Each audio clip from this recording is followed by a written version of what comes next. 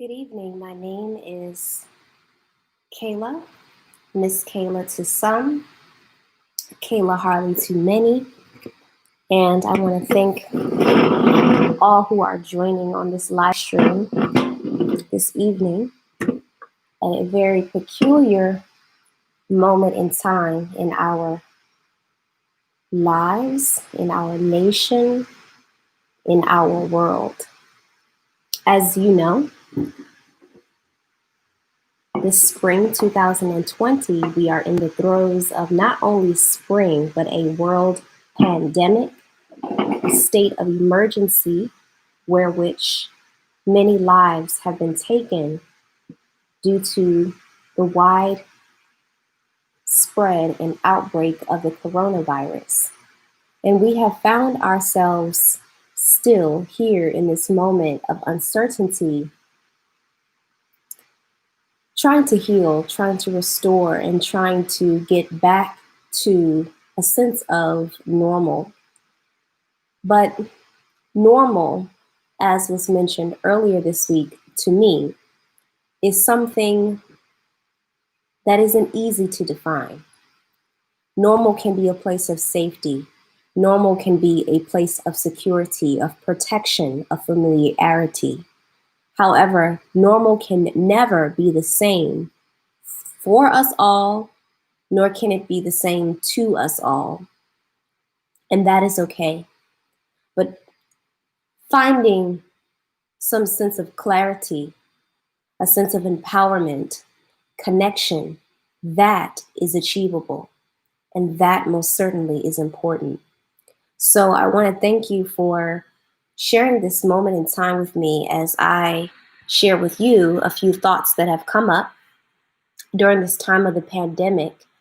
And even now in this week in particular, where so many events have taken place, events that are malicious, aggressive, negative, and we all know to be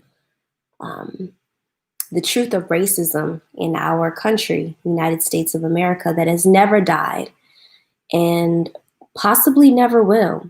But we do have something to fight for. We do have something to aspire towards, and that is hope and freedom, of which we can achieve together when we unite.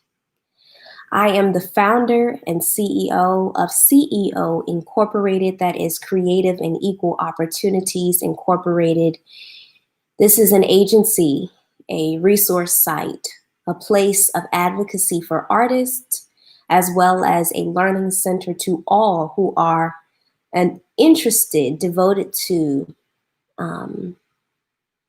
art of all forms, of all mediums, and of all kinds. And this is a communal space. And the information and the resources that we provide to you is and will always be accessible. We want you to know that. You can find this information on our website and also through social media. So I want to touch on the importance of art at this time, which is why the title of this live is called Art's Impact. It's so interesting to me that in the state of emergency, whether, say, for instance, now during a pandemic or what's going on in our government, what's going on in our world, we always seem to push back first the arts. And the why of that has so many reasons to it, but I want to offer this. The arts is life. We know the arts to be inspiration, to be motivation, to be beauty, to be all these wonderful discoveries, and it helps us to open our eyes. And yet we get stuck seeing arts as a medium of entertainment, where which there's distance between performer, presenter, and audience member. But arts has always been about an exchange. It's always been a conversation. It's always been in existence through us, not from us to you, through us, through everyone. because the very point, the start of inspiration comes from life itself. And so it's always so interesting to me how schools and programs and these things are constantly being cut short when it comes to the arts, as if it is an add-on, as if it is an accessory to the main point. But that's not the case. The way we see and understand and empathize with each other, because we are so different, is through the understanding of those differences. And the arts provides that in a way that is not just so matter of fact or black and white, it's this or it's that, and just get it. This is me, this is us, this is who we are. Just, you have to understand that. It takes that individual on a journey. It provides that story. It offers that point of connection that makes it so real and so authentic to the person who is both sharing and telling the story, as well as to the receiver. Because what is most universal is personal, and what is most personal is universal. So I'm going to leave it at that. Arts, number one, is not just a form of entertainment. There should not be a distance between a presenter or performer and the audience member. There should constantly be an ebb and flow, a conversation, and a connection that is real. The second thing is, in coming to being an artist, and I am an artist, so I can say this, you learn so much. You don't just come to understand the trade. You actually develop as a whole person and as a human being in order to exist and to thrive in this life. That's what an artist does. And so very many of attributes that artists have make for some of the greatest people. I'm just talking about the basics, surface level, Samaritans, citizens, you and I, everyday people. Because an artist takes that extra step, that extra thought, puts that extra detail into being in the moment. There's always something so very important, so very vital, interesting, fascinating, on and on and on in an artist's mind when they think about being in the moment.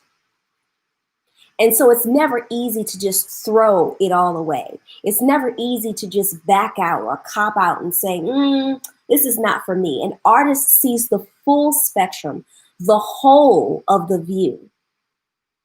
This is why artists make for not only good Samaritans and everyday people, but leaders, change makers, agents of change, people who can make a difference in our communities, on the day-to-day, and in our everyday lives.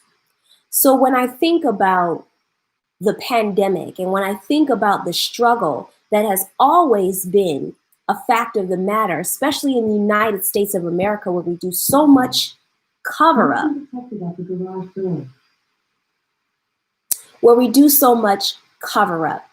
when I think about those things, I think about arts as the answer. We are constantly needing to return back to humanity and to empathy, to understanding and to appreciation of these differences, because we are here now. We are here. The United States of America has always been about diversity and the differences that make us who we are. And so I think on that artist, and I think on that person who has spent years training and developing and becoming who and all that they are. And I want to say this to you. You are making a difference just by being who you are. And that's a fact. Just by being you. And then you are doing something even more by caring and being aware, because you could turn a blind eye. You could turn away and say, this doesn't involve me, this doesn't affect me, I'm not interested in this, it doesn't touch home for me, it's whatever, I'm tired of hearing it, but you didn't. And if you were to be that person who said, not for me, there's also a reason for that too. And there's a place of respectability for that as well. But I want to say this, that just being you as an artist is enough. We know art to be a place where which social change and reform can come about, because art is inspiring. Art captures the minds of the people. Art brings us together. Art is the best communicator. When we are tired of hearing the words, when we are tired of reading about the articles and hearing the news of what they're saying, we just want something to hold on to that's real to us, and art does that. It's not just a plaything. It's not just a every now and then so and so, oh, that's nice, let's look at that, let's take a walk in the park. Art is in the thick of it and always will be.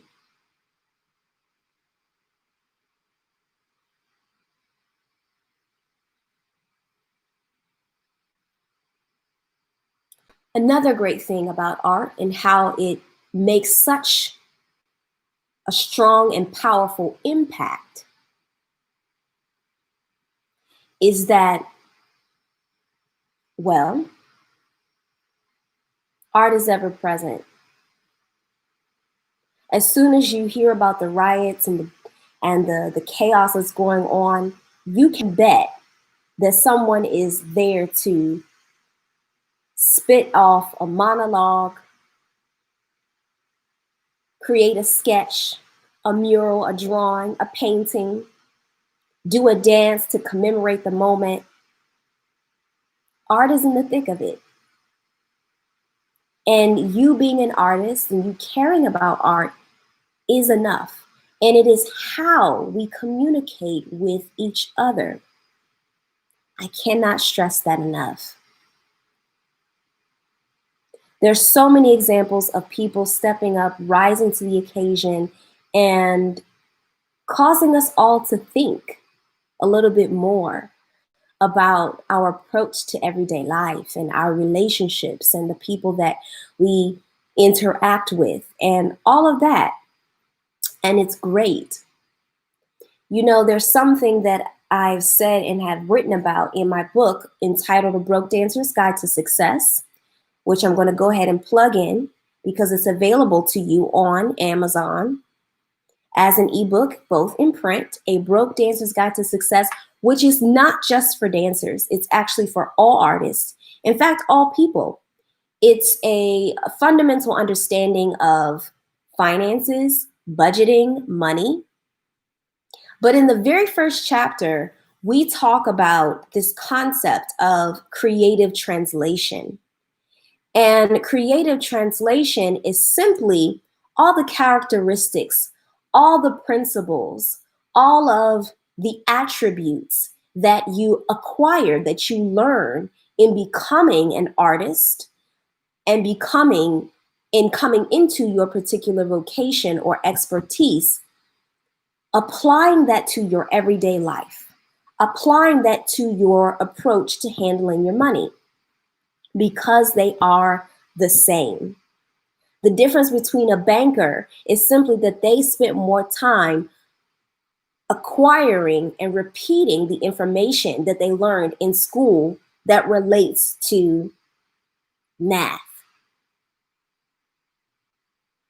And the difference between a person who did that, the banker, and the artist is the content.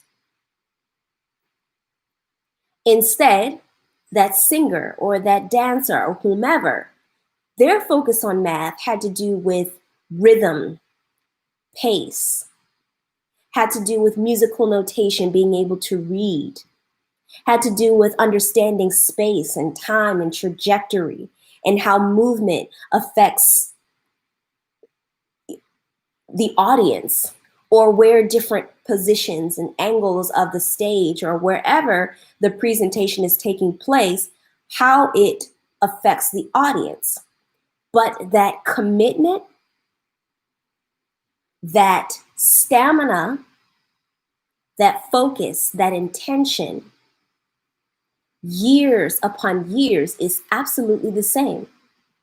And so maybe you don't have years and years to dedicate to studying math and extended formulas and all these things to become a banker, or history and literature to become a lawyer. But you as an artist can apply your ability to withstand, to endure, to focus, to pay attention to managing a very simple budget and financial plan if you just apply yourself. Just apply yourself. And the same goes for when it comes to making a difference in your community on a local or national or international scale. It's the exact same thing. So if you want to see change, and social media does a bittersweet job of helping us to be a part of what's going on and what's relevant,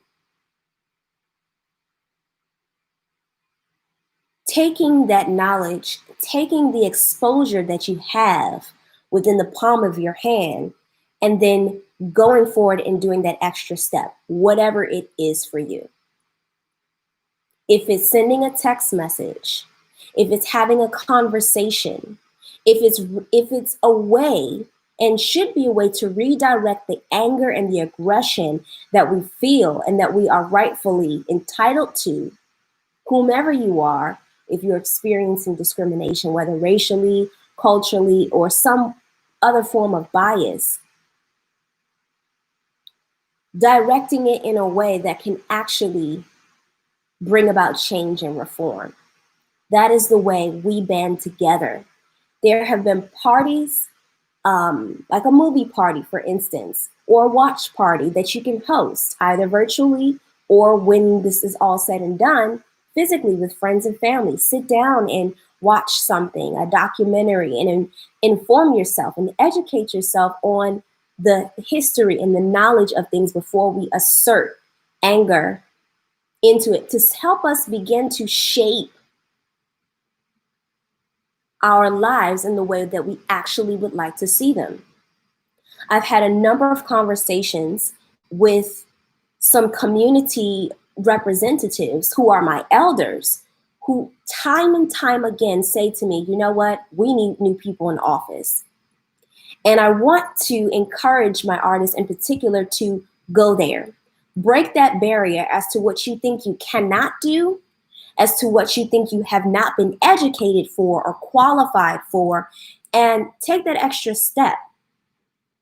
A hip hop violinist who happened to be on our virtual collab performance experience on social media through Instagram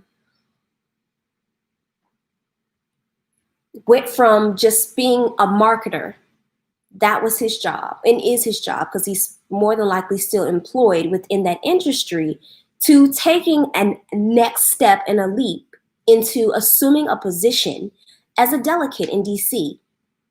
Now, what does that do for us? Yes, it puts us on the map because he is a person of color. He is a male of color. He is a Black man, to be very clear, and to emphasize the point, not only that, he is an artist. Therefore, he carries that perspective of diversity, of what we talk about, inclusion, of empathy, of understanding humanity in a way that artists do, that artists have taken the time to invest in. So to know that we have that kind of representation in a place of power, that can open opportunities. It can open doors for us. And we need to have more of that. So I'll say this again to my artists, to those who have studied a trade of art of any form: relinquish those thoughts of not being enough, of not having the education, of not being qualified, and all these things, and just get out there. There is a place for the strengths that you have There is something that you can offer and you can be a part of that is instrumental to our growth. And, really sit down and have that conversation with yourself. What do you have the capacity to actually be able to commit to? Try not to start something that you will not be able to continue or do not have room or time or the capacity for, because it will, as this life is, a learning journey and experience, continue to be an ever evolving and learning encounter as we as we as we go along, as we go along. And so we can begin to diminish that fear. Welcome. We can begin to diminish that fear of the separation that art has been, which is why we call ourselves marginalized people, is because we've been put off to the side. Oh, that's with them and all of them, those people, and that they do that. We can begin to dissolve, break down, press through that line, that barrier, and begin to connect, merge, synchronize what's important to us, because majority, I can say, of what is important to us as artists is survival. A true artist will tell you, I just want to do my art. So basically what they're saying is, I just want to be free. Free to express, which is a part of our Constitution. But on a human level, we need to be able to sustain ourselves. And that requires being a part of the larger community, of the larger of our life. We cannot just back out and separate ourselves and hope that everything will be taken care of. We do have to participate in the fullness of life. And we have a choice as to where we want to position ourselves and place our focus and our energy and our time. But nevertheless, being willing to be a part of. And I bring that up because voting is something that is taboo for artists in particular. We do not want to vote. We do not want to be a part of the system in any way. We do not want to contribute. We want to be free. We want to stay at a distance. But the more we stay at a distance, the more decision makers who don't look like us, sound like us, care about the things that we care about will continue to elevate their position and and continue to pursue their plan. And if that plan doesn't involve us, if that plan doesn't look like us, if that plan doesn't share the same principles that we live by, then we are in a state of conflict, whether you choose to participate in it or not. So really reconsider your involvement. And then there's also this topic of censorship. People feeling like they cannot trust the system because something has happened to them when they did put themselves out there. That's real. That's relevant. Absolutely. Keeping the conversation going. Noticing those places where you may be self-isolating. Self-isolation can be great for healing, for restoration, and for recovery, for reflection. But self-isolation for long periods of time, definitive, infinite, long-standing divide and separation is a form of passivity and also is a form of submission. It can be empowering to step away and to separate yourself. Yes, but by design, as human beings, we are communal. We rely on each other. And A song says it wonderfully, beautifully. The rain doesn't just fall on one man's house, it falls on all of our houses. And we deserve to live in a place of shelter that will keep us and sustain us and hold us. And if we are isolated, if we keep that divide, you will be surprised that one day it will rain on your house, or someone will find a way to come and bulldoze it over without you knowing and without your say so, which is happening to our indigenous population right now.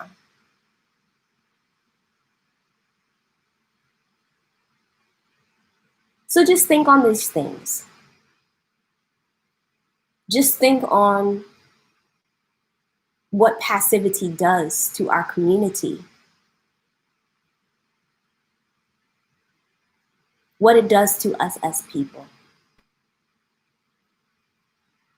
And I want to encourage and invite you to trust again in the places where your trust has been destroyed. Trust again.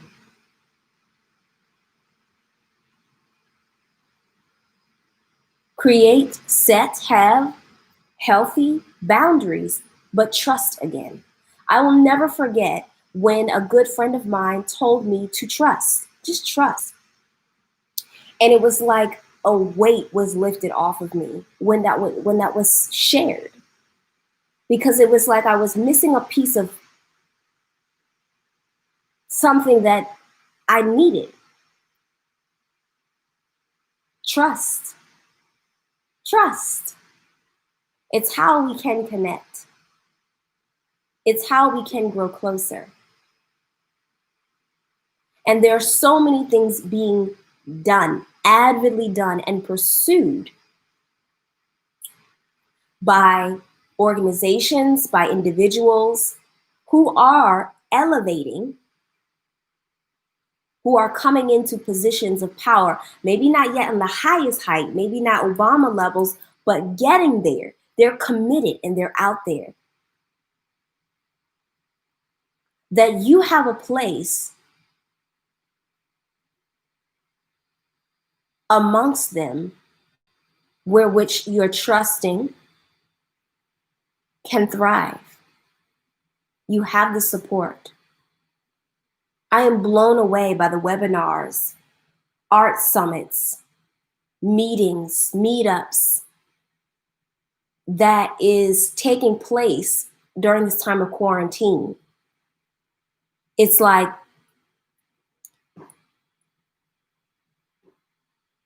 turning a light bulb on.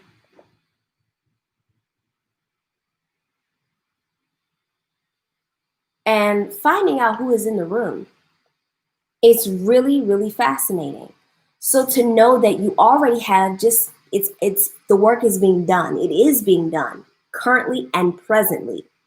The work is being done. You know you have a support system. You know you have something to mend and to bond with, to collect yourself amongst. Even if you don't have anything to say, even if it's just being there, being present and listening, that is how we grow and expand and come into. So we've touched on quite a bit, and I just want to recap for my own sake and for those who are just joining, the impact that arts have on our lives. Because art is influential, it's effectual, it's moving, it's communicative, it's empathetic, it's humane, it's grounding, it's relatable. Art does that.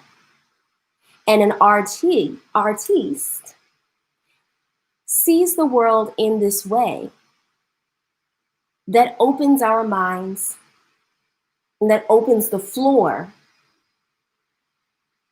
to talk about and to discuss the real things at hand in a way that's not brutal and battering, but yet and still real. Art does that. and art has always been in the thick of it. You just think muralists, poets, writers, film writers, Spike Lee, singers, Marvin Gaye. The whole Motown era was political. So we have that work to do. We have that work to pick back up and to continue, because not only is it a legacy of absolute profound artistry and mastery of sound and singing and performance and entertainment that moved us and makes us feel alive and love and all of these things, it has made a difference. It has been the pinnacle for change. And every single artist, if you look at these documentaries on Netflix and all these kinds of things, they wrestled. They had to grapple with, do I want to be a part of this? I don't want my music to be political. I don't want to get involved. We all have our part. We all have our part, and your presence is just enough. You don't have to dive into anything that is not your lane or not your specialty or not who you are. I know for me, I'm a healer. I'm a movement and breath practitioner. I take care of people. I help them to become better. Therefore, for me, it's hard to see videos of people being shot, beaten, battered. That's not my lane. My lane is encouragement and upliftment. My lane is connecting people and reminding us of the strengths and those characteristics and attributes that such a person as an artist has to offer, so that you can go out there and do what you do in your lane and your expertise. That is what I do. And knowing what you do helps you to find peace in the moment. And stick with it. And then also, I'm challenging myself as an artist not to live on the margin over here, what they do, those people. I'm challenging myself to live in the marginalization, yes, but also come into the world and participate in the way that works best for me. Because it's been said, and I agree, that if you can touch just one person, you've made a difference. And if you're a parent or a teacher or in the community or a mentor or something, you've got your audience right there, a child. They're looking to you because you're real, you're tangible, you're accessible. Virtual reality offers something different for them. It gives them an idea. It offers a notion, something for them to consider. But if you as a person are real and firm in what you believe in, then that makes a difference, because they see that and it becomes interesting to them. And it gives them a second view, a different perspective as to how they can live their lives. Even if it might be funny, even if it might be different,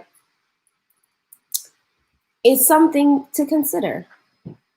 So whoever you are and where you are, in what you do, in your lane, it's enough. It is enough. It's all good. It is all good. So I wanted to just share that with you about the impact of art. I wanted to make that known, that even if you're not doing a lot, even if you are not in the throes of every conversation and every meeting and every webinar and protesting and throwing your fist up and all that doesn't mean that you are not involved or you don't have a part. You will know what works for you and how you can connect and bridge who you are and what life is for you with the movement. You will find that. It will be natural, it will be organic to you. You will know for sure. And for my audience members and advocates who love the arts of all forms, digital, visual, performance, film, sound, writing, what have you, I want to encourage you to see art less as entertainment, less as a divide between performer, presenter, and you, but to see it as a point of connectivity where which you can converse, exchange, and keep it going. And let that be your morning's caffeine. You know, if you go into a casual setting where which people are having a conversation, bring up that mural that you saw yesterday. Talk about the vivid colors and describe what it did for you and how it touched you and where it was meaningful in your life, and go there, because it can always be appreciated. It can be appreciated. It's certainly unexpected, but I am in search of ways where which we can stop being so basic, so surface with each other. Hey, how you doing? I'm good. Hello. Surprise. Show what you know. Offer that up. This is the time.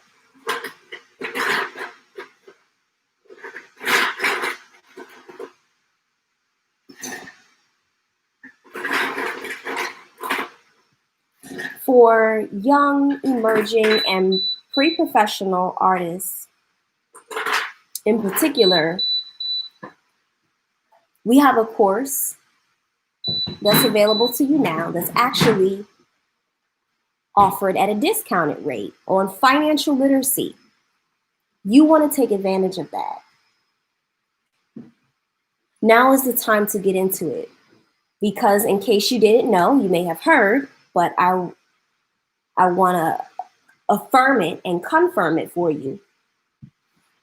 Financial literacy is not offered in school unless you go to a private school or have a tutor or a different kind of setup. We are moving into the coming years where they're going to offer financial literacy here in Prince George's County, Maryland, which I'm very excited and interested to see or to learn or to hear what that actually entails. But also on a collegiate level, learning the business. They expect you to take a business course in order to understand that. Unfortunately, it is not integrated into the course material. So this is why we're offering it for $25. You are entitled to a 1 to 2 hour session of financial literacy, which means that you understand finances a lot better than you do now. Understanding the basics, income, creating a budget plan, having an expense list, getting started on a savings, thinking about where to invest, how to set up for the future. This is what this course does. And it's only $25. So all you have to do is, if you're thinking about gifting this, offering this to someone else, the booking link is available for my Instagram people in the bio of CEO Incorporated. Select a calendar date of which is available to set that up. It is also available on our website, ceocreative.org. And there you would simply book your session, pay $25, and you are entitled to 1 to 2 hours of financial literacy.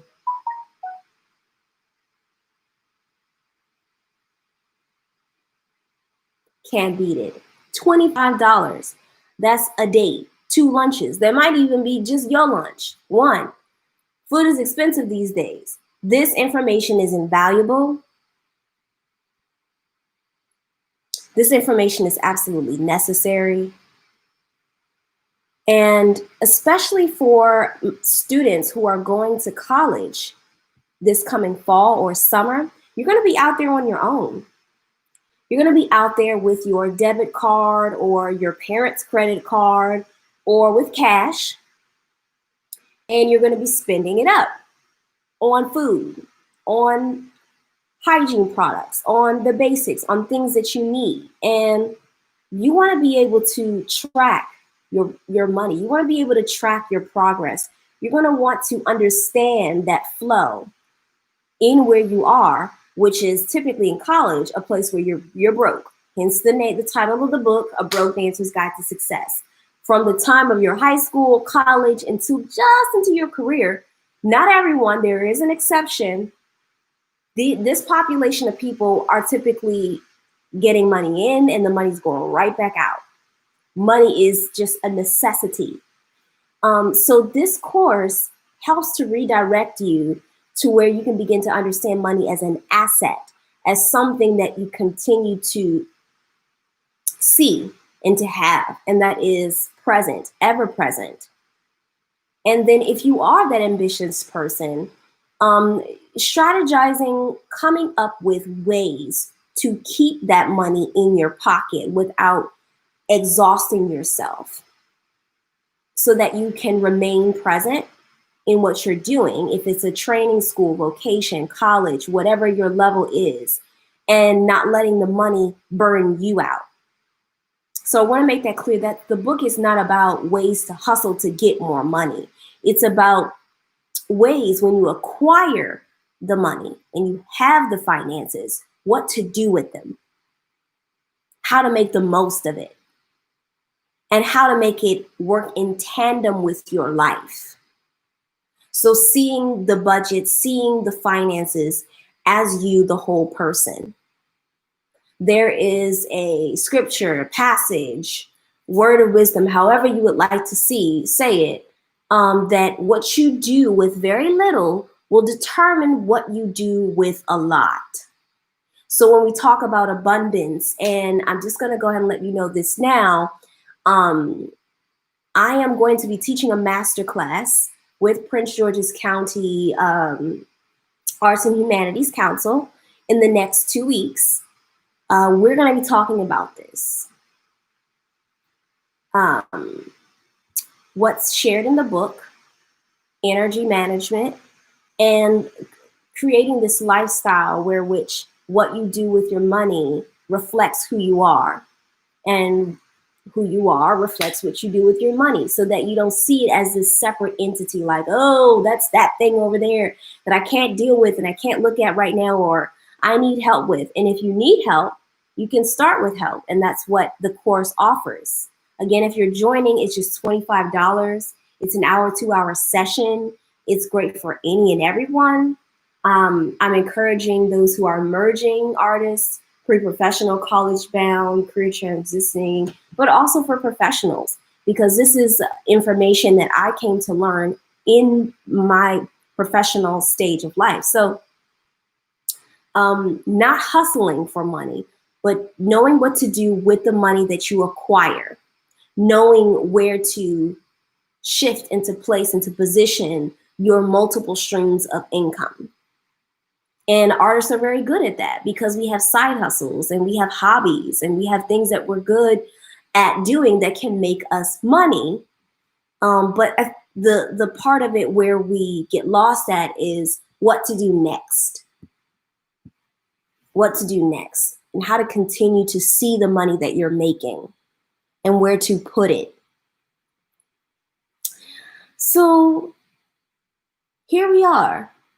You know, we've talked about a few overlapping topics. Number one, how art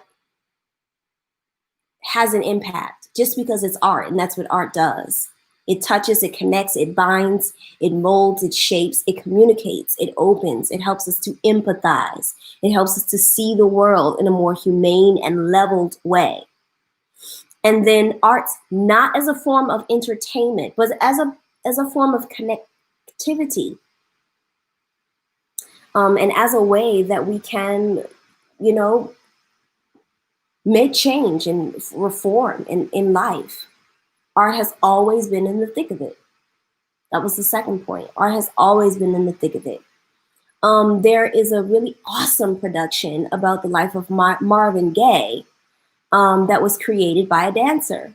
And this choreographer director takes us through the journey of Marvin Gaye's life, which is completely and totally all encompassing with political reform, change, social justice, etc.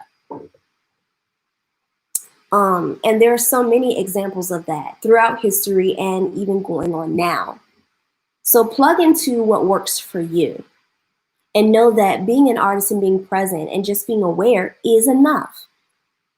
It is enough. Yes, it is. But don't be afraid to spark conversation about the things that are tough and that are relevant, that are going on right now. But put that artistic spin on it. Put that color in the mix so that we can stay inspired and redirect the anger and the aggression towards something that is thinkable, that we can evolve around. And then the third point, after impact and what art actually does, is the involvement. Not staying separate, not being complacent or satisfied with that divide that we've always had between artists and, I hate when people say this, the real world. There's no such thing. Artists exist because we are in the world and we see it as it is, and therefore we create. And therefore we help you, the real world, to see what is going on in a way that can open and expand your mind so that you don't get stuck, so that you don't become complacent, and so that you don't get bottled up in false security and safety and protection that we call normal or the average. Getting rid of that divide and not seeing art as entertainment, like, oh, look at what they're doing. That's great. We enjoyed that. We paid our money and now we're going home. Stay in it. Stay in it. And talk about it. Let it be a conversation piece. I will plug this part in because I'm trying not to harbor any particular bias, but I will plug in that I do agree with the danger of silence.